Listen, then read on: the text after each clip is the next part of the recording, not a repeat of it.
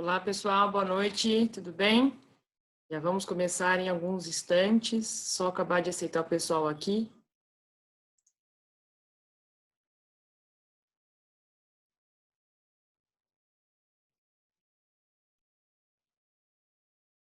Boa noite, pessoal. Boa noite, Marcela, tudo bom?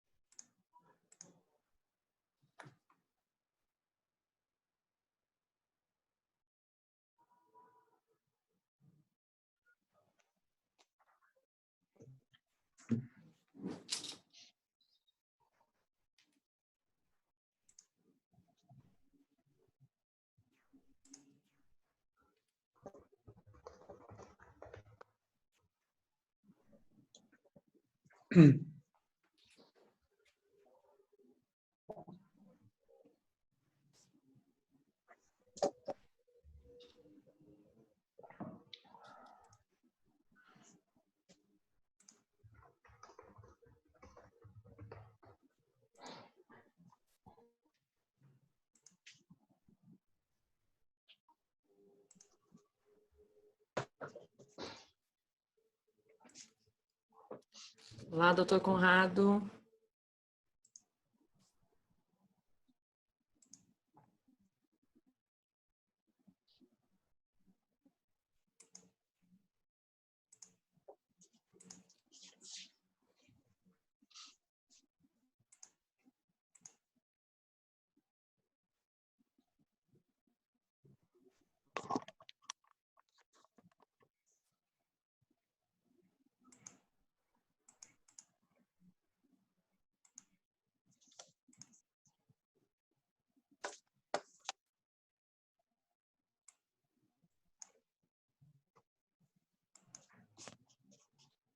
Bom, vamos dar início aqui.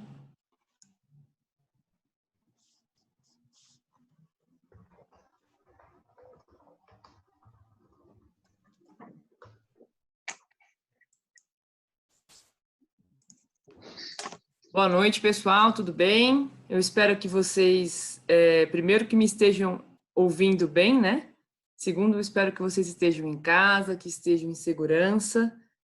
Para quem ainda não me conhece, eu me chamo Mariana Baroni e estou presidente da Comissão de Direito Civil, que é uma grande honra para mim.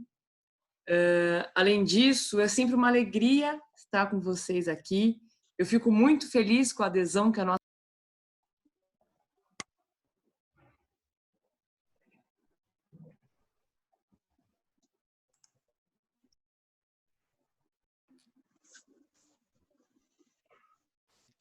Estão me ouvindo agora? Sim, Mari. Agora sim. Desculpem, caiu aqui a conexão. Vamos lá. Então, como eu dizia, é uma alegria imensa estar com vocês aqui. Eu estou muito feliz com a adesão que a nossa série de encontros está tendo. O nosso primeiro encontro foi um sucesso e esse daqui, pelo que eu estou vendo as adesões aqui, também será um sucesso enorme. Por isso eu quero agradecer a todos os presentes, porque sem vocês nada disso seria possível. Então, deixo aqui registrado o meu muito obrigado. O nosso encontro hoje vai tratar de um tema que é muito importante, que está sendo muito discutido, que é a convivência familiar em tempos de pandemia. Nós teremos o imenso prazer de receber o Dr. Conrado Paulino da Rosa. Infelizmente, esse encontro não pode ser presencial lá na nossa linda sede, mas eu tenho certeza que não faltarão oportunidades para que a gente possa recebê-lo pessoalmente lá. Eu quero ainda deixar aqui registrado o meu muito obrigado a todo o corpo da OAB, especialmente a diretoria, a Carol, a Andressa, a Beatriz, a Miriam e também a todo o pessoal da nossa Comissão de Direito Civil, que não tem medido esforços e que todos têm se dedicado muito para que esses eventos todos aconteçam perfeitamente, mesmo em tempos de pandemia, de crise geral. Eu queria deixar um aviso rápido também, de que nós vamos emitir certificados para o encontro de hoje. Então, o pessoal do Cursos e Palestras vai colocar aí no nosso chat o e-mail e as informações que eles precisam para que vocês possam enviar o seu interesse pelo certificado e depois vocês receberão em seus e-mails, tá bom? Por fim, eu quero ainda agradecer a presença da doutora Luciana Freitas, que é a nossa vice-presidente, que está aqui nos prestigiando nessa noite. Lu, muito obrigada por sua presença aqui no nosso encontro. É um prazer. Eu gostaria de agradecer muito aí a dedicação de vocês. Eu acho que a vida é sempre assim, né? Um desafio para a gente se redescobrir, para a gente ter criatividade e conseguir proporcionar estudos, conhecimento e discussões, mesmo que à distância. Então, eu quero agradecer aqui em nome da nossa diretoria, a todos vocês da comissão, pela dedicação, pela disponibilidade, agradecer aos nossos funcionários, eles realmente são nossos braços aí para tudo que a gente pensa em fazer, eles se desdobram, eles se predispõem também, então é muito bom contar com os profissionais que nós contamos na UAB também. E, doutor Conrado, agradecer aí a presença, a disponibilidade do senhor também. É um tema muito importante, né? As relações familiares são tão intrínsecas ao ser humano, então eu acho que é muito importante nós discutirmos isso.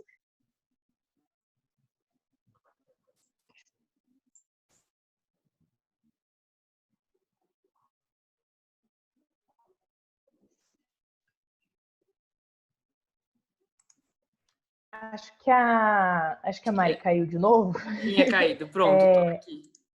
Voltei. Caiu? Desculpem, gente. Lu, muito obrigada mais uma vez por todo o apoio, por todo o suporte que vocês nos têm dado aí para todos esses eventos que nós vamos realizar e que estamos realizando. Sem mais delongas, eu queria passar a palavra para a doutora Marcela Von Lá, que também é integrante da nossa comissão e que será mediadora responsável por conduzir o nosso debate na noite de hoje. Doutora Marcela, a palavra é sua. Muito obrigada. Eu que agradeço, Mari, Luciana, também em nome da comissão, agradeço toda a disposição da diretoria em apoiar esses eventos. Ao Dr. Conrado, agradeço imensamente por ter aceito esse convite, né, para palestrar para nós, ainda que por meio digital, e como a Mari bem pontuou, acredito que não faltarão oportunidades para que o senhor venha para cá também, para palestrar na nossa sede.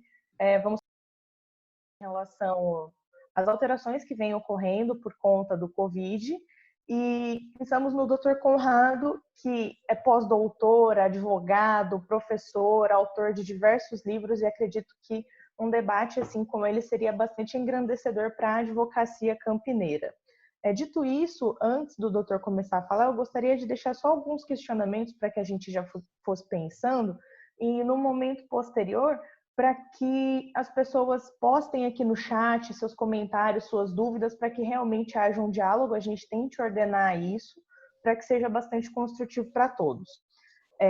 Alguns questionamentos que foram lançados por toda a comissão seria: os genitores devem agir normalmente conforme acordo pré-estabelecido ou pré-determinado? As alterações eventualmente feitas ao acordo de convívio, tudo mais, eles devem ser realizados através de que maneira? Judicialmente, extrajudicialmente? Como seria feita uma compensação para o genitor ficar menos tempo com a criança ou com o adolescente a partir de quando foi decretada a pandemia? Esses são alguns pontos que a gente gostaria de colocar. Dito isso, agradeço novamente o professor Conrado pela disponibilidade e toco a palavra para ele. Para que eu pudesse estar aí, mas agradeço para a Marcela, que fez o contato, mas também para a Mariana e para a Luciana, que estão abrindo esse espaço, até porque é um grande amigo meu, aí, o presidente de vocês, né, que é o Dr. Daniel, né, e que com certeza, tão logo a gente gosta de estar aí.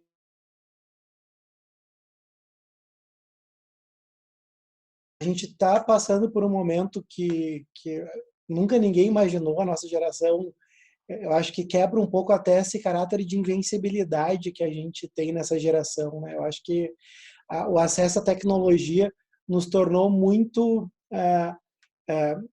com um ego muito fortalecido. Eu acho que a gente tem uma situação de que a gente nunca tinha passado nenhuma dificuldade, se a gente for pensar bem, né? Porque as gerações que nos antecederam não tinham acesso à informação, não tinha tanto acesso à saúde.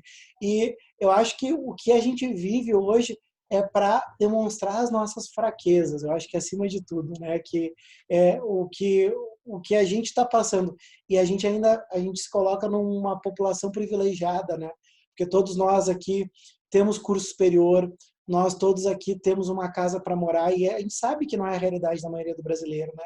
Ou seja, por maior que esteja sendo a nossa dificuldade hoje, ela é uma dificuldade seletiva, digamos assim, né? Porque todo mundo está dormindo na sua casa, na sua cama, talvez até usufruindo a sua casa de uma forma que nunca usufruiu, né? Eu que estou sempre viajando, gente, eu nunca tinha cozinhado tanto na minha casa, né?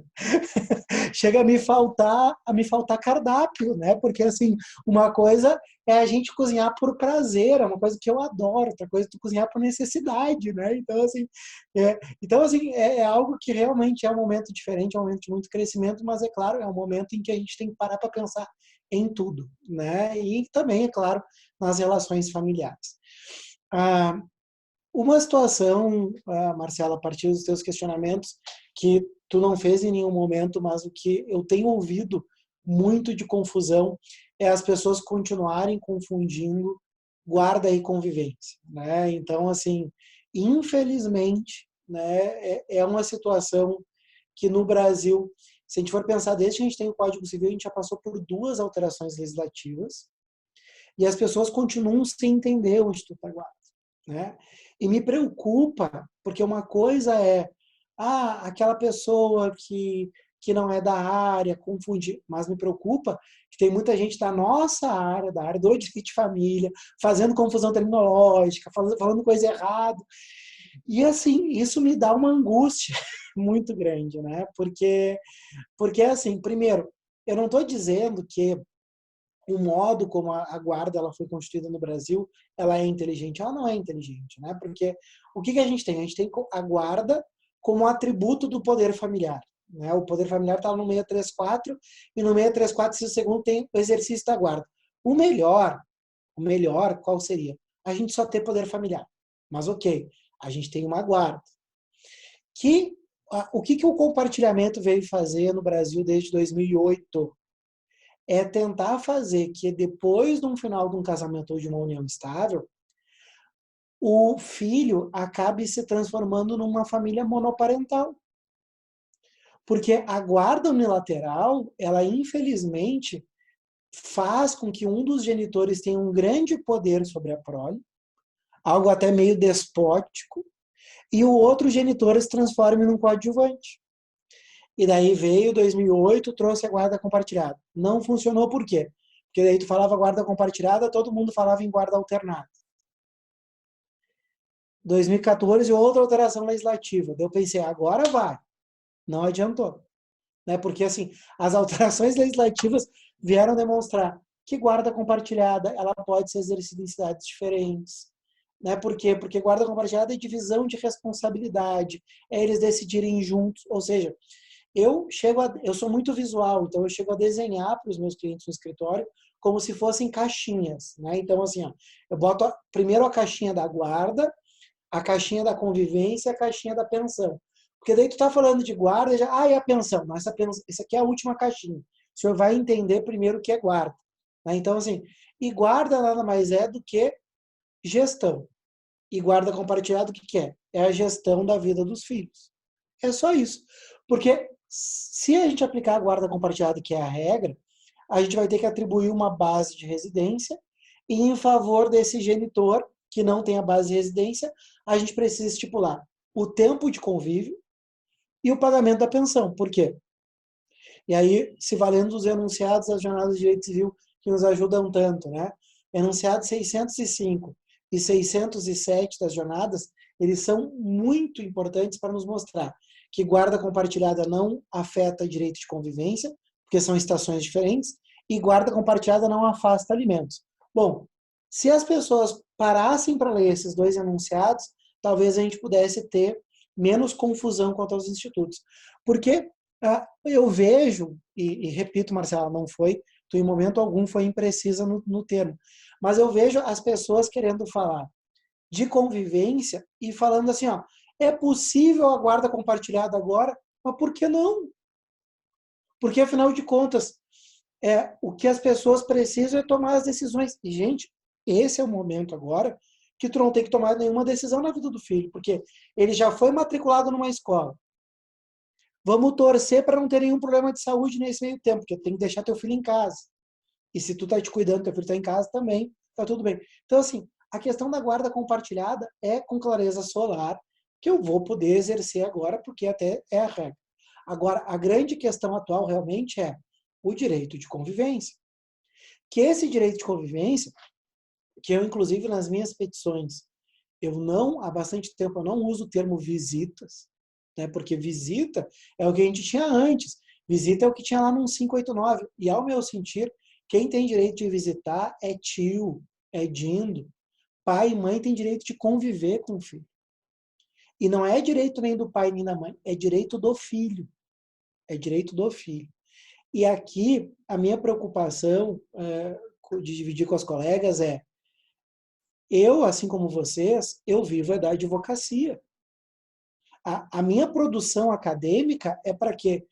Eu confesso para vocês, se não fosse o magistério, eu já teria largado o direito. Porque a gente vê tanta bobagem, a gente vê tanta decisão, que dá vontade de largar tudo e viver da nossa arte. Que no caso eu não tenho nenhuma, mas dá vontade de fazer isso, né?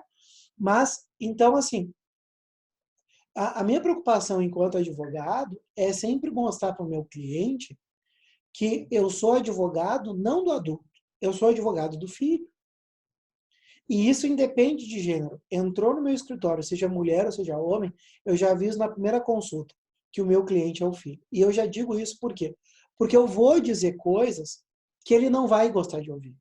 Eu vou dizer coisas que ela vai ficar braba comigo. Eu vou dizer situações que pode ser que eles, inclusive, não me contratem, porque eu não vou dizer aquilo que ele quer ou que ela quer escutar. Mas eu tenho o dever ético de fazer isso.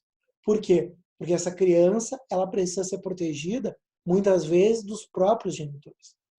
Então, a gente que trabalha na área de família, a gente lida com pessoas em crise. E todo mundo que está em crise não está em condições normais de temperatura e pressão.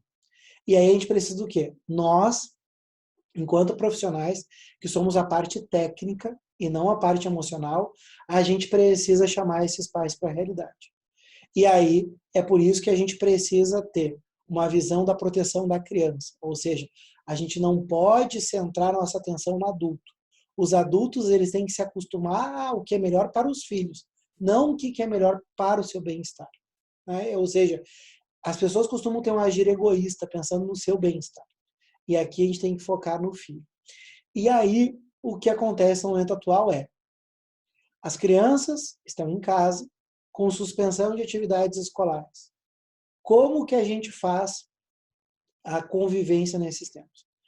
Logo que, na semana que teve o início do confinamento, e tu vê, né, já passou um mês, na semana a gente está fechando um mês, eu escrevi um artigo, publiquei lá no site do BDFAN, falando da questão da convivência nesse tempo de confinamento. E o que eu já alertei, né, que foi a orientação que eu de imediato passei a dividir para os meus clientes. Não adiantava ele olhar a ata de audiência, que na ata de audiência não ia dizer que em caso de pandemia a convivência ia ser feita de tal forma. Né? Porque se qualquer um de nós tentasse regulamentar uma situação dessa, o juiz ia dar um corridão, até porque a pauta está atrasada, ele não vai querer regulamentar muitas vezes nem o básico. Mas eu costumo ser muito detalhista no regime de convivência, mas muito detalhista mesmo. Por quê? Porque, ao meu sentir, regime de convivência livre é um desserviço. É tu criar problema futuro. Então, o que eu tenho defendido? Que, enquanto nós tivermos a suspensão das atividades escolares, que a gente possa ter a aplicação, por analogia, do sistema que está fixado para as férias escolares de verão. Ou seja, a gente vê na ata de audiência de que forma está feita a convivência e estabelece naquele sentido. Eu costumo, pelo menos, fazer nos meus processos, que na época de férias escolares de verão, essa convivência a gente vai dividir matematicamente. Mas não adianta, como são aí quase mais de 2 meses, eu querer deixar 30 dias para um e 30 dias para o outro. Então, eu estabeleço períodos de 10 dias com cada um dos núcleos familiares, nas férias. Porque cá entre nós, hoje, ninguém mais consegue tirar 30 dias. E se tu coloca em períodos de 10 dias, essa criança não fica com saudade de nenhum dos núcleos familiares. Pode ser que ela tenha um cachorrinho que na casa do outro genitor não dá para ter cachorro, mas daí ela também não vai ficar com saudade do cachorro. Então, eu me preocupo com tudo isso, então eu vejo que esse período de revezamento é o melhor. E até para permitir o que o próprio nome fala, a convivência familiar, ou seja, a avó mora a 500 quilômetros. Que um desses períodos seja usufruído com a avó em 500 quilômetros. Claro, aqui falando em época de férias escolares normais, não em época de pandemia agora. Então eu vejo que a regra seria agora a aplicação desse momento, dessa regra do que está fixado nas férias. Só que a gente tem que parar para pensar em algumas situações. Isso a gente não vai poder aplicar se um dos dois for da área da saúde. Porque na área da saúde, esse pai ou essa mãe, nesse momento, ele tem que pensar no que é melhor para o seu filho.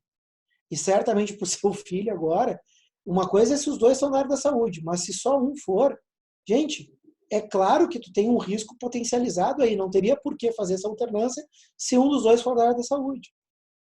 Outra situação, desde que essa alternância de casas não importe em pegar transporte público.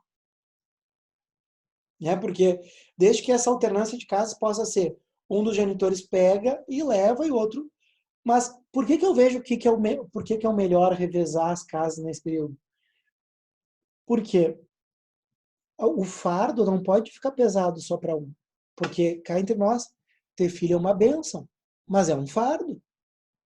Porque hoje as atividades em homeschooling estão importando que os pais, dependendo da idade, passem 4 ou 5 horas fazendo as atividades escolares com os filhos. E cá entre nós, isso é um fardo.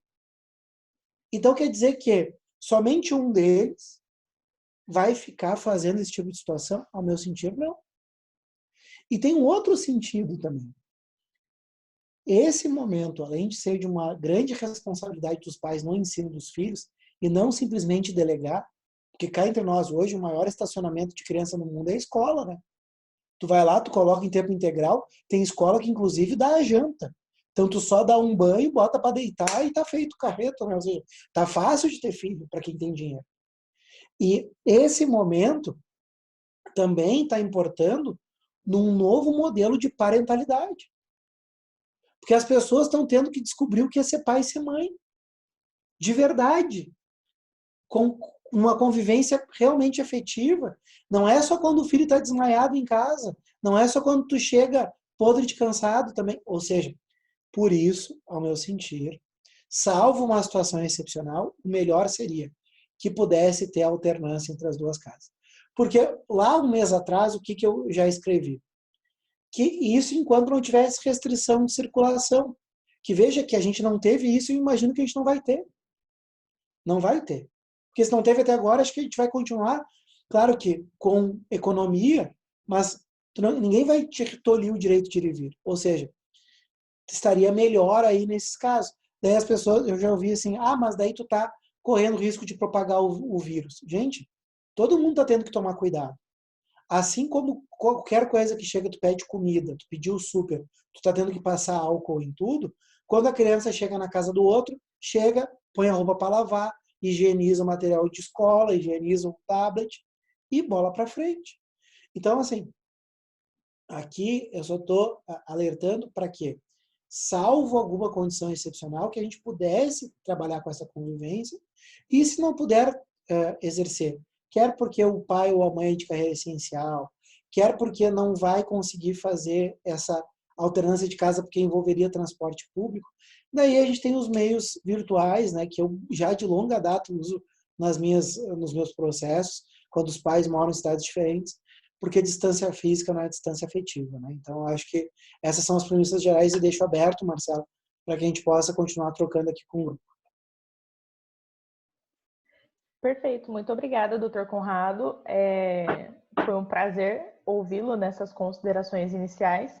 E eu gostaria de pedir para, caso alguém tenha alguma sugestão, enfim, algo para ser levantado no debate, primeiro para a gente tentar organizar, mandar pelo chat, que aí eu vou, conforme for, desmutando todo mundo. Eu vou tomar a liberdade de iniciar um pouco esse debate questionando sobre um projeto de lei que teve início do Senado agora, que tem tratado de algumas disposições gerais sobre esse período de pandemia e trata as questões familiares também. Gostaria de saber se o doutor teve acesso a esse projeto. É o 1627 de 2020.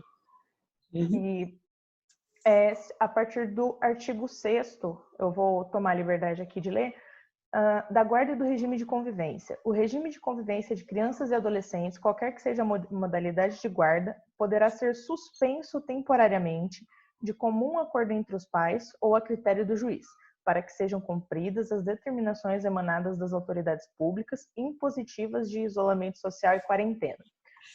Seria esse o melhor meio da gente tratar, principalmente considerando que essa parte da legislação trata também do direito de visita dos avós idosos, que, estando em situação de vulnerabilidade, também seria suspenso e seria exercido durante o período de pandemia exclusivamente por meios virtuais.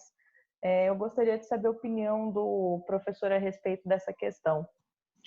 Marcela, tem esse projeto, né, que é o 1627, e tem o 1179, que é do Senado também, que tem situações que me preocupam muito. Tá? Primeira situação, a gente tem um procedimento no Brasil, que o professor Luiz Edson Fachin, ele usa o termo hemorragia legislativa, ou seja, tudo vira lei. Né? Ou seja, o brasileiro ele tem essa falsa percepção de que o excesso de lei dá maior segurança. Eu acabei de falar, para dividir aqui com todos vocês, que a gente já passou por 2 alterações legislativas na guarda e nada mudou, ou muito pouco mudou. Né? E que, na verdade, e até eu sou tão defensor da guarda compartilhada, porque eu vejo que tem uma questão de gênero por trás da guarda compartilhada. A guarda compartilhada ela visa acabar ou diminuir com a divisão sexual de tarefas. Essa é a grande verdade da guarda compartilhada. Porque o que eu mais escuto das minhas clientes mulheres é: Conrado, é tudo comigo. Ele só é pai de Facebook, Conrado. Na hora de correr é só comigo. E eu estou convencido de que a guarda compartilhada ela traz o outro genitor para a responsabilidade. Porque o nome ele já dá esse sentido. Né? Então, assim, as pessoas não se deram conta que tem uma questão de gênero muito forte na questão do compartilhamento. Mas vejam, 2 alterações legislativas não quer dizer que mudou. Agora, 2 projetos de lei, um aprovado a toque de caixa no Senado. A tramitação não demorou 1 semana. Em um momento que está todo mundo literalmente apavorado. E eu tenho muito medo de legislação que vai ser aprovada assim de uma hora para outra. Porque lá na situação do 1179, que já foi aprovado pelo Senado, eles estão estabelecendo que todas as prisões de alimentos no Brasil vão ser em caráter domiciliar. Que cá entre nós, vocês que como eu advogam, sabem que isso, sabe o que vai dar? É festa da irresponsabilidade. É isso que vai gerar. Porque cá entre nós, todo mundo aqui está em prisão domiciliar, gente. Todo mundo aqui está em prisão domiciliar. E a gente sabe que a prisão por dívida de alimentos, ela não tem caráter punitivo. É para a pessoa ter algum medo e pagar. Gente, qual é o medo que a pessoa vai ter para pagar a pensão se ela está dentro de casa? Nenhum. Então, o que eu tenho feito nos meus processos? Eu tenho pedido a suspensão do decreto prisional e consegui em todos os processos. Eu até mandei para a Marcela mandar para o pessoal um artigo que eu escrevi com o Cristiano Chaves defendendo isso. Porque a prisão domiciliar é uma grande piada. É uma grande piada. E esse projeto de lei, agora o 1627, Marcelo, que a senadora Soraya, que é advogada, que é associada ao IBDFAN, que contou com pessoas muito importantes no Direito de Família, pessoas que eu gosto, pessoas que eu respeito, mas que eu não consigo concordar com nada que eles escreveram. Né? Pelo fato de que a gente não precisa de uma outra lei. A gente não precisa de uma outra lei. E cá entre nós, tu partir do pressuposto da suspensão da convivência como um pressuposto geral, tu pode ter a utilização da lei até como um meio de alienação parental. Tu pode ter o momento presente como um meio de afastamento, porque a gente não sabe por quanto tempo vai durar isso. Então, assim, me preocupa muito. E nesse mesmo projeto de lei, Marcelo, me preocupa o que está proposto no artigo 8º, que o artigo 8º desse projeto de lei prevê que se o alimentante ele provar que ele teve uma queda da sua capacidade financeira, o juiz pode autorizar a diminuição em 30% do valor dos alimentos de caráter temporário. Então, assim, gente, todo mundo vai perder dinheiro nessa época. Então, quer dizer que automaticamente eu já vou partir do pressuposto que vou poder reduzir a pensão. Porque, gente, as escolas não vão diminuir as mensalidades, porque as escolas estão dando atividade. Então, me preocupa muito, Marcelo, me preocupa muito. Eu, sinceramente, acho que a gente não precisaria de uma lei nesse momento. Né? Não precisaria. A gente já tem ferramentas importantes a serem utilizadas. Isso engessa as decisões judiciais, né? Porque a minha preocupação é se agora passar no Congresso o 1179, então quer dizer que todo pedido que a gente fizer agora de suspensão do decreto prisional, o juiz não vai poder dar. Então, assim, eu realmente não consigo concordar com isso. Perfeito, professor, muito obrigada. Eu recebi aqui internamente uma questão da Isabela, mas antes, Isabela, eu vou pedir licença só para liberar o questionamento da Mariana, pode ser? Aí logo em seguida eu já libero para você. E em paralelo também vou procurar aqui o link que o professor havia disponibilizado e já coloco aqui no chat também para quem está solicitando. Acabei Ou não, Mari, que já colocou. o artigo. Doutor Conrado, mais uma vez, muito obrigada. A sua exposição foi muito objetiva, muito clara. E acho que compartilha de uma preocupação que muitos de nós aqui sentimos na prática da advocacia, né? Eu assisti a uma live do Dr. Rodrigo Pereira, da Cunha Pereira, que ele diz que não há guarda compartilhada de fato no Brasil. Ele diz que a guarda compartilhada é algo bem diferente do que a gente vem praticando aqui. E ele sustenta, inclusive, que a partir do momento que a mãe tem que deixar o pai ver a criança ou algo do tipo, já desconfiguraria a guarda compartilhada. Ele também tem um outro posicionamento, talvez um pouco mais polêmico aqui no Brasil, porque eu entendo que a grande maioria não concorde, que seria a questão das residências compartilhadas.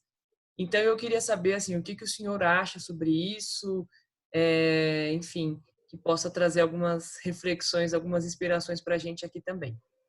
Tá. Mariana, te agradeço, então, a pergunta.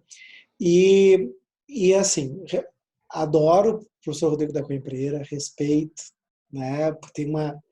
Ele foi o grande precursor de hoje a gente poder ter uma valorização do direito de família, né? Porque a gente sabe que eu só advogo na área de família e sucessões, e vocês sabem o quanto a nossa área ainda ela é desvalorizada, né?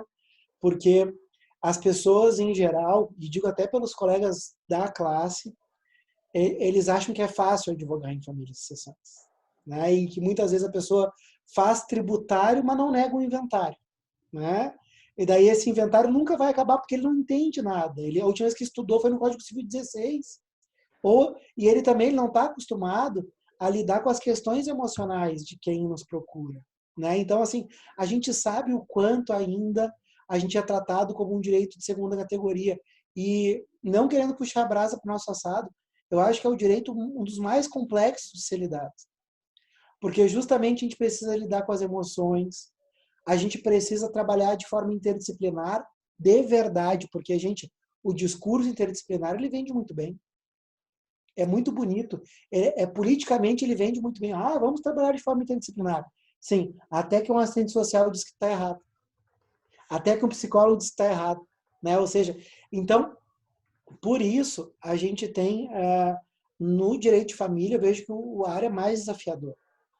Mas, o Rodrigo, então, ele é um precursor disso, né? De conseguir a gente ter essa valorização do direito de família enquanto ciência.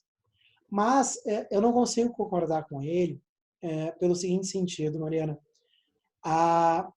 Eu sou muito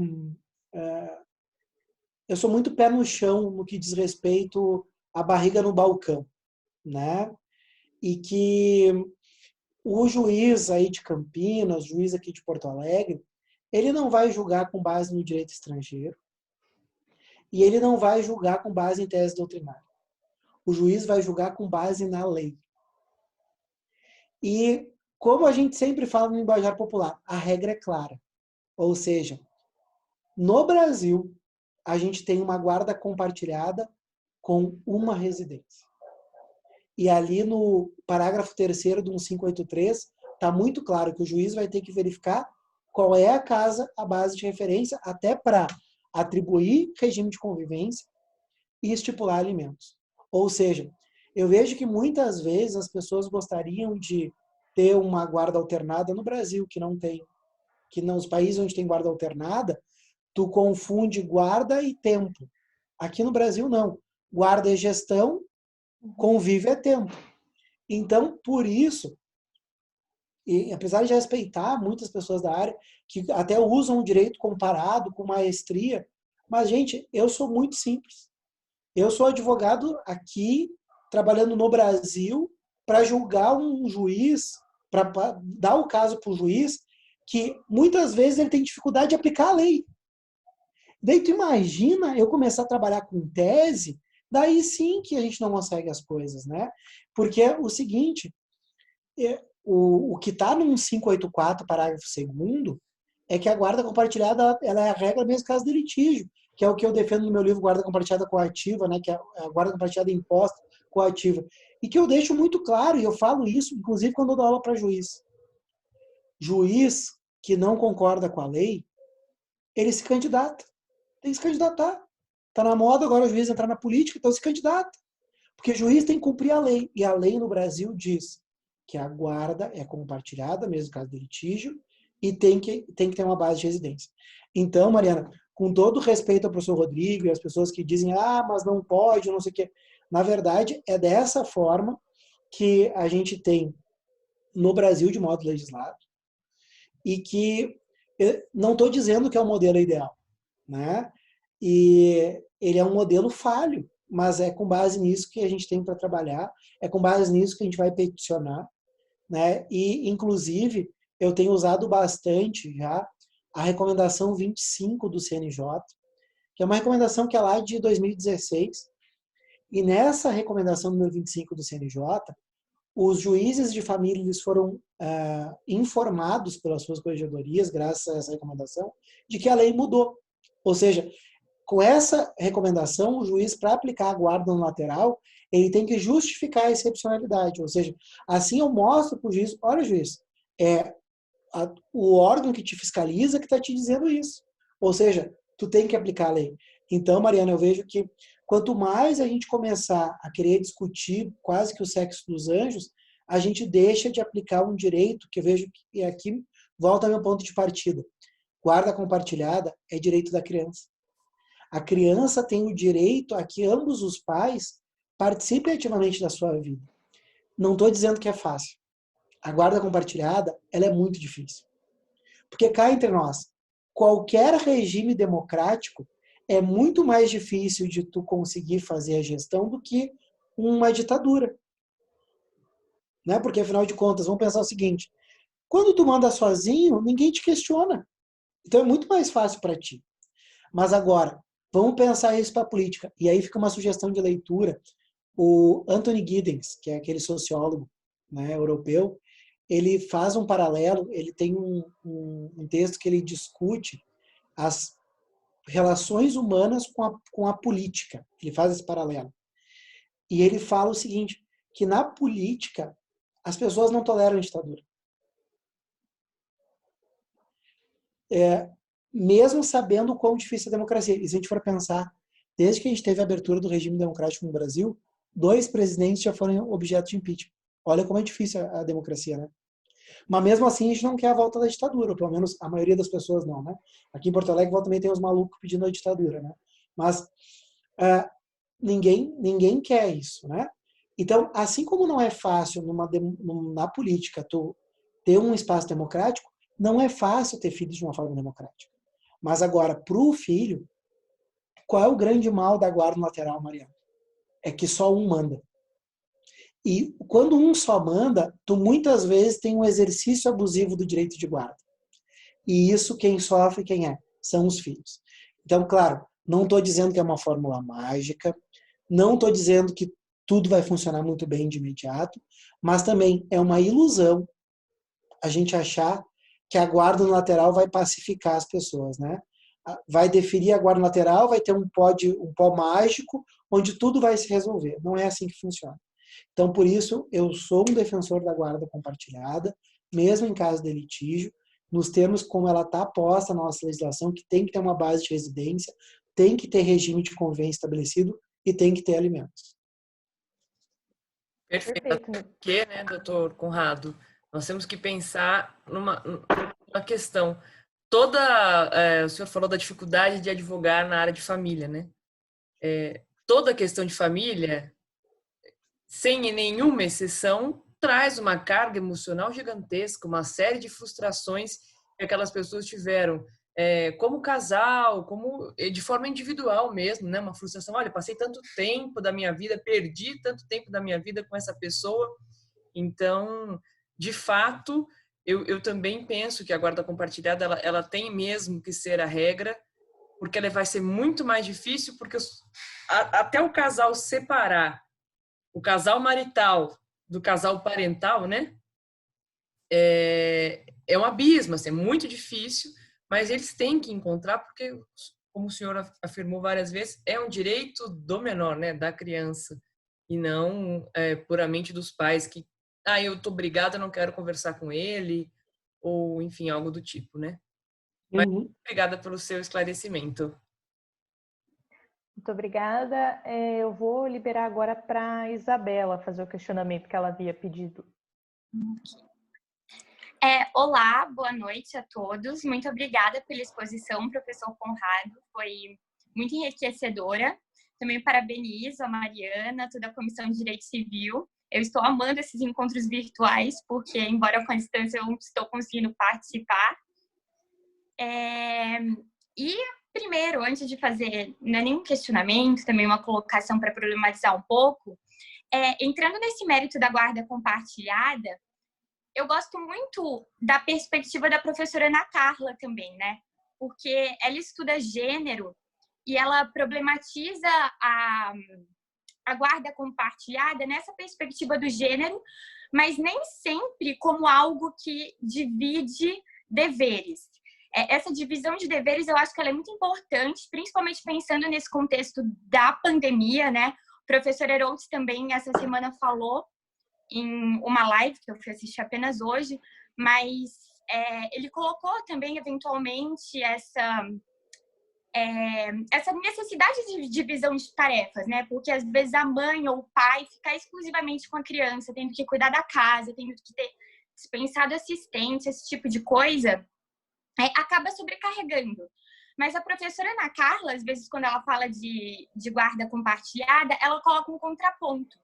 Em que medida que a guarda compartilhada, às vezes, não é usada também como um instrumento até de constrangimento da mulher, né? Então, em situações de violência doméstica, esse tipo de coisa, às vezes existe a medida restritiva, mas a guarda colocada e a guarda compartilhada, isso acaba vulnerabilizando aquela mulher, né? Então, acho que, em relação à guarda compartilhada, talvez colocar essa crítica de gênero talvez seja assim, também necessária. Não para excluir definitivamente a guarda compartilhada, mas só para problematizar também esse contexto, que às vezes é muito romantizada essa ideia que efetivamente a guarda compartilhada traga essa igualdade de gênero. Muitas vezes ela é um instrumento contrário, né? Mas a questão que eu queria colocar não é essa. Eu fico pensando, a gente conseguiu aqui um encontro virtual. Como também que essas novas tecnologias não podem ajudar no direito de convivência, se talvez também não seria uma solução para permitir esse contato, e pensar também nas famílias transacionais. Se a temática já é totalmente difícil e conflituosa no cenário nacional, que dirá pensando nas famílias transacionais que são cada vez mais comuns. E é isso, eu gostaria de ouvir o professor um pouco em relação a isso. Isabela, eu sugiro até, pelo que eu vi, tem interesse nessa abordagem de pesquisa. Tem um livro de um professor que é assistente social, que é professor da Federal do Rio de Janeiro, que é o professor Carlos Montanho. Tá? Carlos? Montanho. Montanho, isso. É um livro da Lumen Iuris, que ele fala sobre guarda compartilhada e alienação parental. Tá? E esse livro ele é bem interessante, Isabela, porque tem um tópico que ele fala a respeito da questão da violência doméstica, tá? Porque tem muita gente tem algumas pessoas que defendem a impossibilidade do compartilhamento em caso de violência doméstica, dizendo que isso poderia ser um esconderijo de agressores, tá? Só que a verdade é que a gente tem que ver os dois lados da moeda. Primeiro, claro que a violência de gênero é um problema de saúde pública no país. A gente não pode desconsiderar os dados que são alarmantes, né? Mas cada uma de vocês já deve ter acompanhado situações de medidas protetivas pleiteadas falsamente como forma de alienação parental, né? E daquela mulher que faz o registro de ocorrência, e eu já tive processos que ela fez o registro de ocorrência por orientação do advogado, dizendo que foi vítima de violência, para quê? Para evitar a aplicação da guarda compartilhada. Isso me preocupa, sabe, Isabela, porque essa mulher que faz isso, ela está colocando em risco uma mulher que realmente precisava da protetiva. E ela está banalizando a protetiva, e o que pode acarretar é a gente ter uma mulher que realmente precisaria da protetiva e não tem. E o problema, claro que a gente não estou dizendo que toda, é óbvio que aqui eu estou falando da exceção, da exceção, da exceção, da exceção. Uma medida protetiva deferida, ela não quer dizer que eu possa ter o afastamento do compartilhamento. Por quê? A gente sabe que tu pode ter uma situação de violência, que aconteceu ou não, essa protetiva tem um prazo de duração, e que depois, e até porque, pelo menos aqui no Rio Grande do Sul, tem sido implementado aqueles programas de acompanhamento também ao agressor, tem projetos de constelação para ambos os lados, aplicados nos juizados de violência doméstica. Então, assim, um deferimento de protetiva, ela não afasta a guarda compartilhada, até porque esse pode ser que num primeiro momento a guarda tem que ser unilateral, mas que depois tem um compartilhamento no sentido das decisões quanto à vida do filho serem compartilhadas. Agora, e o direito de convivência? O direito de convivência, enquanto permanecer a protetiva, eu sempre recomendo a utilização de um instrumento de levar e buscar a criança. Mas qual é o mais efetivo que eu vejo? É a escola ser o ponto de apoio. Ou seja, o outro genitor retira na escola e devolve na escola. Ou seja, assim esse ex-casal, ele não vai se encontrar. Ou seja, o genitor tira no final das atividades escolares, entrega no outro dia ou entrega na segunda no início das atividades escolares. Então eu faço isso justamente para que eles não tenham aquelas picuinhas que até tem naturalmente até quando um deles começa a namorar, sabe? Começa aquelas piadinhas, enfim. Então, uso sempre a escola como ponto de apoio. Então, quis te pontuar essas duas questões quanto à protetiva quer, primeiro, que não necessariamente afasta a guarda compartilhada e também que não afasta o direito de convivência, que tu pode usar a escola como ponto de apoio ou, quando não está em idade escolar, Isabela, tu pode ter um familiar para fazer isso. Por exemplo, a mãe dela é que vai entregar a criança para ele, a dinda da criança que vai entregar a criança para ele, quando a criança não está em idade escolar. Então, eu uso desses instrumentos na situação de protetivo. Agora, as famílias transnacionais. Eu sou um defensor, Isabela, da guarda compartilhada não só em cidades diferentes, mas também em estados da federação diferentes, mas também em países diferentes. Porque a lei permite isso, ou seja, porque o artigo 1583, parágrafo 3º, fala que vai ter uma cidade que o juiz vai definir que a criança vai morar.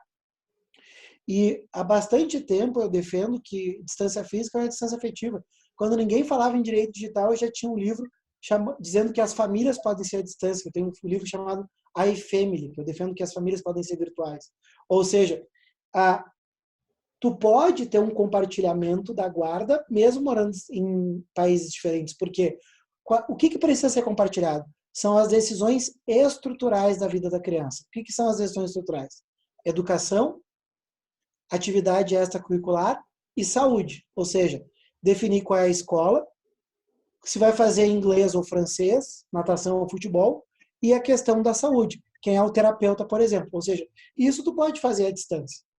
Então, eu sei que as pessoas têm resistência, dizem que não vai funcionar, mas eu vejo que o compartilhamento, sim, ele pode ser feito à distância, porque as decisões podem ser tomadas à distância.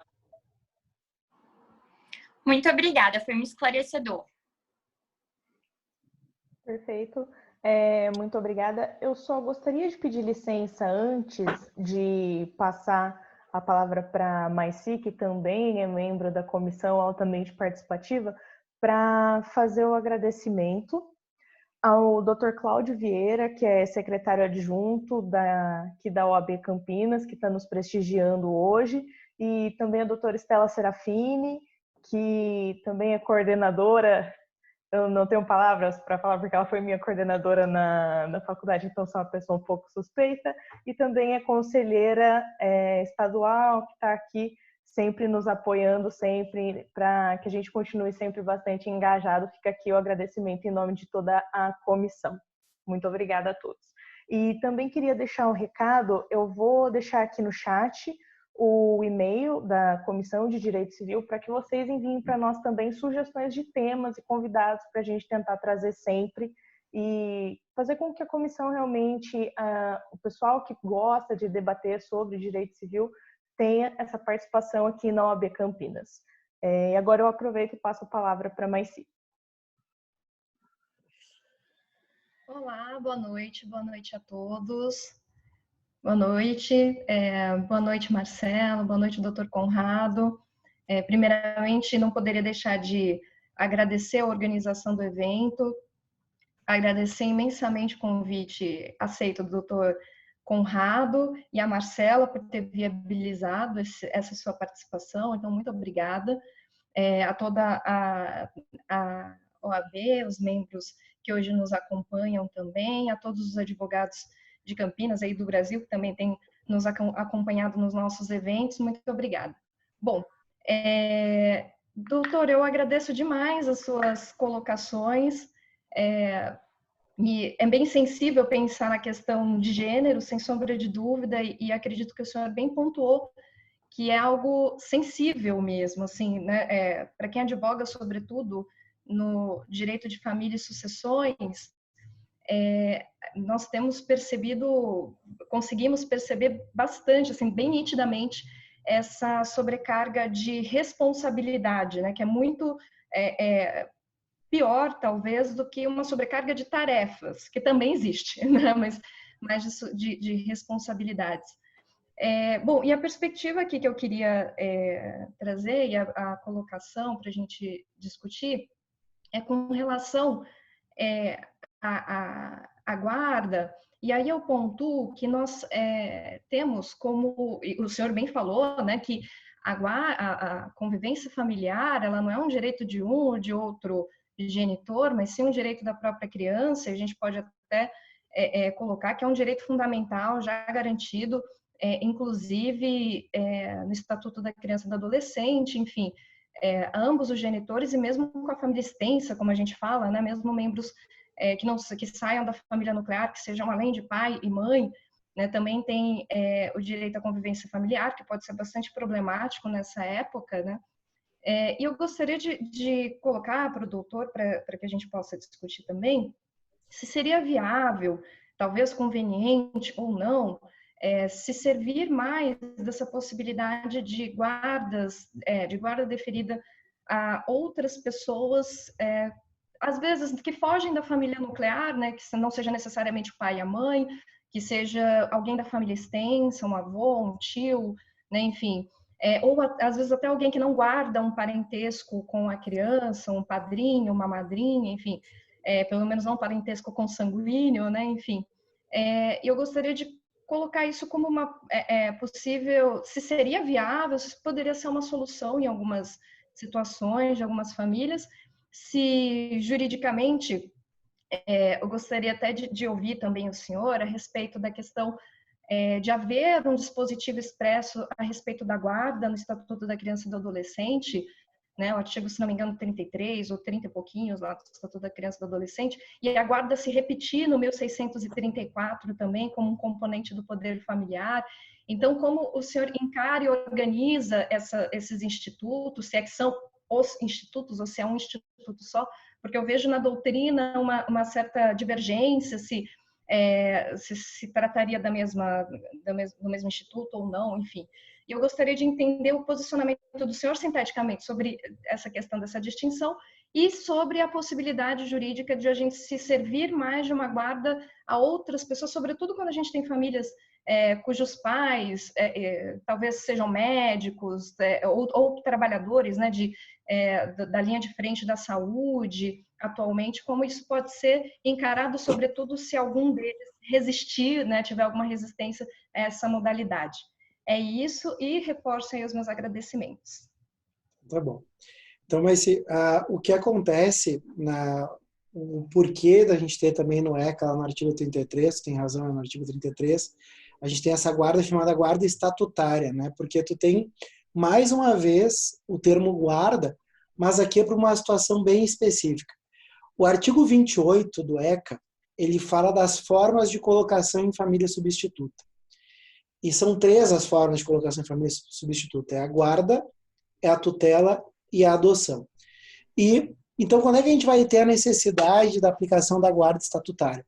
Quando nenhum dos genitores, que são os primeiros titulares, que é o que o 25 caput do ECA fala em família natural, então eles são os primeiros titulares, na impossibilidade de ambos, seja de caráter temporário ou permanente, e daí a gente teria a necessidade da colocação em família substituta, e a gente tem que buscar bem nessa ordem que o ECA coloca, não é por acaso que o artigo 28 ele coloca em guarda, depois tutela e em último lugar adoção.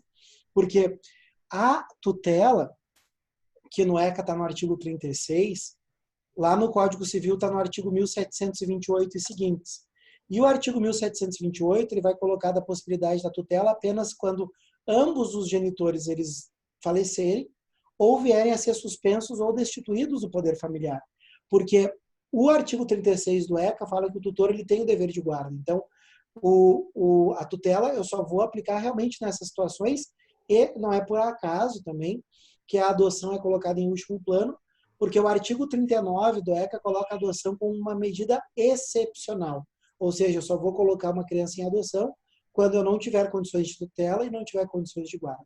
Então, a guarda estatutária é uma das formas de colocação em família substituta. Guarda, mas quando é que a gente vai ter a aplicação disso? Quando tu tiver algum risco com a família nuclear. Por exemplo, os pais, enquanto titulares do poder familiar, eles têm todas aquelas prerrogativas do 1634. Entre eles, o dever de prestar educação e exigir dessa criança as condições de educação, o poder de correção.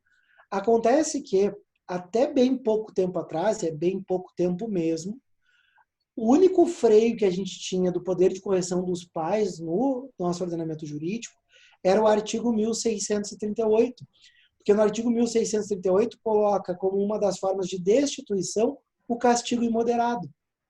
Então, é um absurdo, mas faz muito pouco tempo no Brasil que nós permitíamos violência intrafamiliar, porque o castigo moderado ele era permitido. E ainda bem que nós tivemos, há algum tempo atrás, a aprovação da Lei 13.010. A Lei 13.010 ela mudou o ECA e inseriu ao ECA o artigo 18A e B. Esses artigos 18A e B que foram inseridos pela 310, que foi batizada como Lei Bernardo, quando o projeto de lei estava em tramitação, no início ele foi chamado como Lei da Palmada. Daí ninguém era a favor. Ah, que absurdo, porque é de pequeno que se torce o pepino, porque não sei o quê. Por quê? Nós vivemos num país onde se naturaliza a violência. E veja que é desumano tu pensar que o nosso ordenamento jurídico, até pouco tempo atrás, autorizava que alguém com força física muito superior pudesse bater numa criança ou um adolescente. Mas era o que a gente permitia. Agora não pode mais. Né? Agora não se pode mais usar de nenhuma violência física nem psicológica como forma de correção. E qual foi o sentido da Lei Bernardo? Foi mudar essa cultura da violência. Porque se a gente for pensar, vocês bem sabem que na China, por séculos, o modelo de beleza das mulheres era ter pé pequeno. Daí o que se fazia? A menina, quando menina ainda, de 8 anos, os pais quebravam o pé dela, enfaixavam e colocavam em sapato de madeira, e é por isso que o andar das chinesas até hoje é retratado assim, porque elas tinham os pés deformados. Mas veja, ninguém achava ruim, porque era natural naquela sociedade a violência. Então veja, aqui a gente veio acabar com esse ciclo da violência na criação de filhos. Então, claro que é muito mais difícil a gente educar pelo diálogo, mas é psicologicamente mais sadio. Né? Então, por isso que a gente tem essa guarda estatutária para essas situações excepcionais, e aí pode ser questão de violência, pode ser questão da drogadição, pode ser, mas se uma situação de alienação parental bilateral, onde tu tem ambos os núcleos familiares como alienadores, bom, daí eu vou deixar na mão de quem? Bota na mão de um terceiro. Né? Então, aí a gente teria a aplicação da guarda estatutária.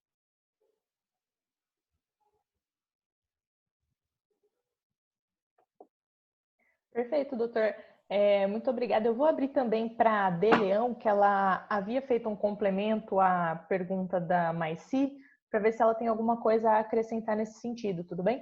Não tem, daí eu passo a palavra para o próximo. Tá. Não, porque eu fiz uma pergunta, se na hipótese, por exemplo, de um dos genitores ser falecido ou destituído do poder familiar, caberia, então, a guarda a um só dos genitores. Se seria possível estabelecer o compartilhamento dessa guarda que está com um dos genitores com a família extensa, com o avô, até como forma de colaboração, né, dessa família extensa na criação dessa criança. Como é que é o nome da colega? Daniela. Daniela, então tá. Daniela, como tu bem apontou, o artigo 1635 do Código Civil coloca como uma das formas de extinção do poder familiar a morte de um dos genitores, né? Porque o próprio artigo 1631 caput, ele fala que o poder familiar ele é conjunto na falta de um ou outro exerce com exclusividade, ou seja, se um dos genitores vem a falecer, o exercício do poder familiar, que agora também é chamado de autoridade parental, ele passa a ser exclusivo daquele detentor. Não se tem precedentes de compartilhamento com família extensa nesses casos.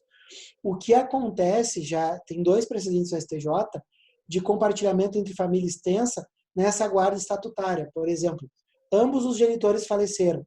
Se não me engano, foi uma guarda compartilhada entre uma avó e um tio. E isso tu vai ver compartilhamento de família extensa.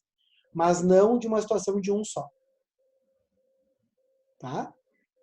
Muito obrigada, professor. Agora eu vou abrir para Maria Clara.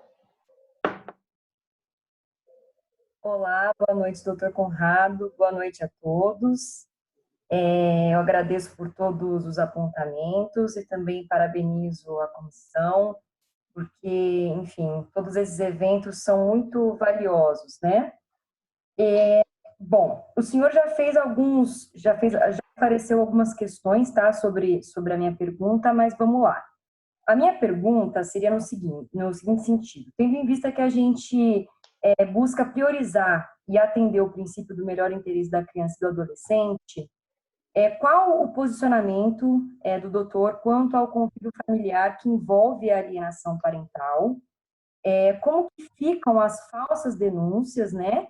E também como ficam os estudos sociais e psicológicos que devem atuar no sentido quando existe essa alienação parental? Muito obrigada.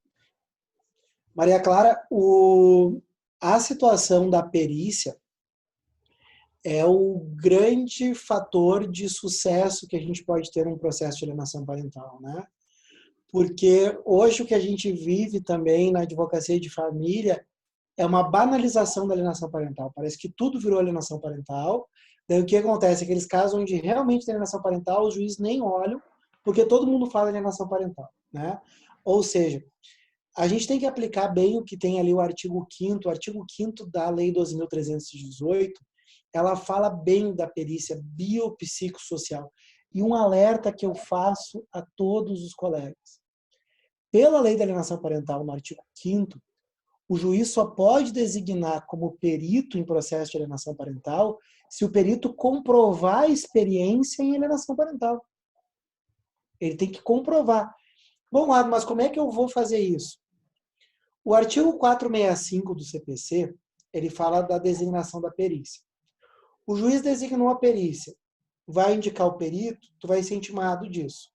Tu vai atrás do currículo do perito, para ver se ele tem conhecimento próprio para isso. Senão tu vai impugnar a nomeação do perito. Ah, mas aqui a comarca é pequena, não tem tanto... Bom, o que tu vai fazer no mínimo para o teu cliente? Tu vai incentivar o teu cliente a contratar um assistente técnico. Porque com o assistente técnico, no prazo de 15 dias da nomeação, tu vai ter que indicar o assistente técnico e fazer os quesitos. Uma boa perícia passa por um bom assistente técnico com bons quesitos. É perícia psicológica, tu vai pegar um bom psicólogo. É perícia social, tu vai pegar um bom assistente social. É perícia psiquiátrica, um bom psiquiatra. E é isso que é o grande fator decisivo da situação de definir o que é alienação parental. Eu tenho 8 livros na área de direito de família e tenho um específico que é um curso completo de direito de família, que é esse aqui, ó, que está na 6ª edição. Tá? Eu não sei se vocês conseguem ver, mas quando eu falo da alienação parental, eu analiso inciso por inciso e trago aqui os exemplos. Ou seja, porque a gente precisa, o que eu faço aqui no livro, eu procuro fazer nas minhas petições, fazendo o seguinte: o alienador, ele não costuma ser alienador só num ponto. Ele faz uma grande campanha de alienação parental. Então, o que eu faço? Eu pego o artigo 2º, parágrafo único da Lei de Alienação Parental, inciso por inciso e mostro para o juiz. Ó, juiz, o inciso 1º diz tal coisa. Nas folhas tais do processo, o alienador fez isso. O inciso 2º diz tal coisa. Nas folhas tais do processo, o alienador faz isso. Mas agora, com isso, tu vai mostrar para o juiz o quê? Os indícios de alienação parental. Como é que tu vai ter a certeza da alienação parental? Com a perícia. Como é que eu tenho uma boa perícia? Com um bom assistente técnico. Mas para eu ter um bom assistente técnico, eu preciso ter um cliente com condições financeiras. Infelizmente é isso. E nesse ponto, a gente tem uma justiça seletiva. Assim como acontece com o direito penal, a gente no direito de família também tem uma justiça seletiva. Porque não é todo o meu cliente no escritório que tem dinheiro para contratar um bom assistente técnico. E daí faz o que com a prova? Agora, aquele que tem dinheiro, eu consigo ter uma boa equipe de psicologia, uma boa equipe de serviço social, e daí o meu trabalho realmente vai ficar melhor.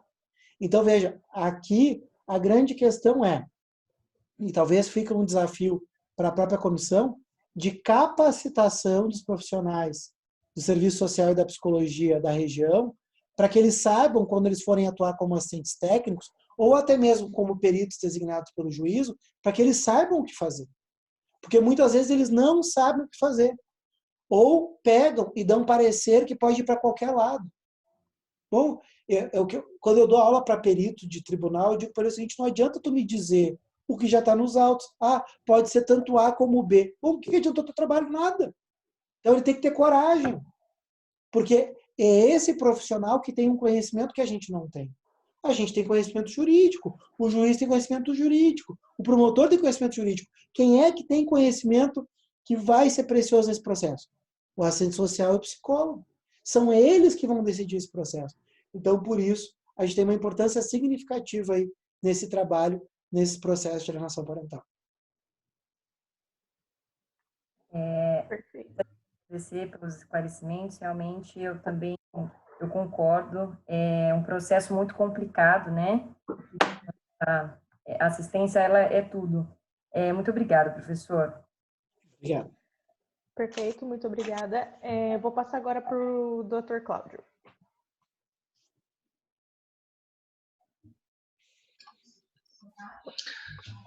Boa noite a todos. Professor Conrado, boa noite. Já assisti o professor Conrado, acho que essa semana mesmo, com o professor Cristiano também. Então, foi muito boa também aquela live, professor. Então, estou ficando já seu fã aqui, acompanhando todas as lives do doutor. Está parecendo aqueles cantor, como ele falou, né? Estão de Chororó e agora o professor aqui também.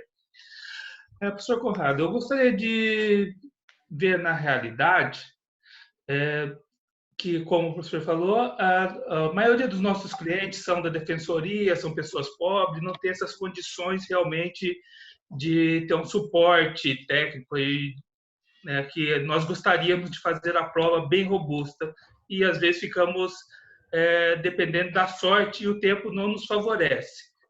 Mas nesse tempo aí que nós estamos vivendo agora de afastamento social, e nós temos alguns clientes, mesmo da defensoria, que tem visitas definidas como visita assistida nas áreas comuns dos condomínios.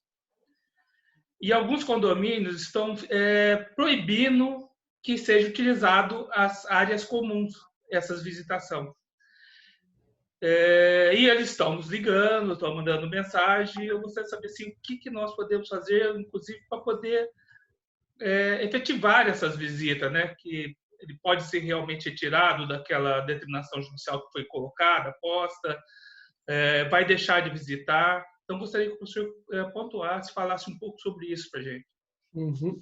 Eu também, desculpa, eu queria saudar um pouco a doutora também, Luciana, que minha colega, né, que está aqui, a doutora Mariana Baroni, a Marcela, vão lá, e a Estela Serafim, porque são pessoas muito queridas do nosso convívio aqui, e sempre estão nos ensinando também direito de família, que sempre escuto elas do que elas nos falam. Obrigado, professor.